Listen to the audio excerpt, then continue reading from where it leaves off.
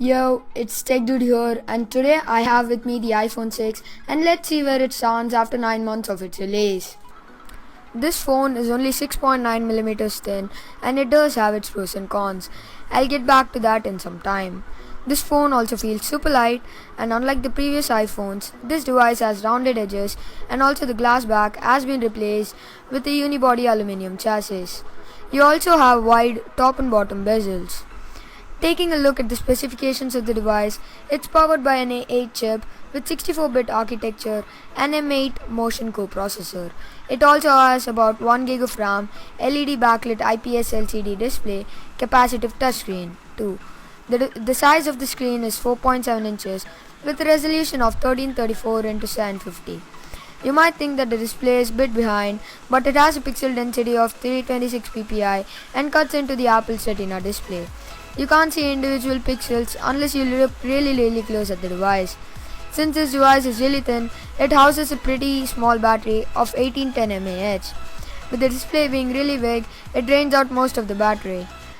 Primary camera is 8 megapixels with dual LED flash and also a 1.2 megapixel front-facing camera.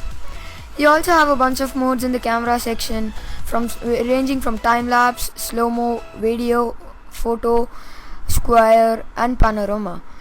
Here I will post a slow motion video test, and you can take slow motion videos up to 240 fps and 720 pixels. Now let's take a look at the slow motion video test at 240 frames per second.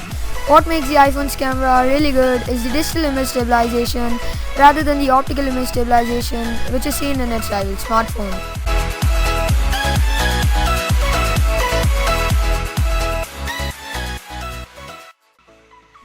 Now let's go with the pros and cons of the device. Pros first. Build quality. Bringing in the aluminium was a really well done job by Apple. Number 2. Performance. Reading the specification sheet and comparing the Apple iPhone 6 with its rival smartphone is like comparing apples with oranges. But the device performs really well with no lag and is also really fluid. Pro number 3. Camera. iPhones have always been known for their camera, and its camera quality is really great. Its slow motion is in its own league, and none of its competitor phones is really as good as this. Now let's take a look at the cons. Con number 1. Design. The device is really slippery, and you also have a protruding back-facing camera, which is really bad. But for the slipperiness, you can always add some skins and cases and make it better. Con number 2. Storage options. Apple is a genius at marketing, and you only have the 16 gig, 64 gig and the 128 gig versions. You don't have a normal midway 32 gig version, and that's what makes the device bad. The third con of the device is its battery life. It only has an 1810 mAh battery, and battery life is really not that great. Let me go over the last and final con of the device. Pricing. You probably guessed this, but Apple products, and this iPhone especially, is priced really high. So should you get the iPhone?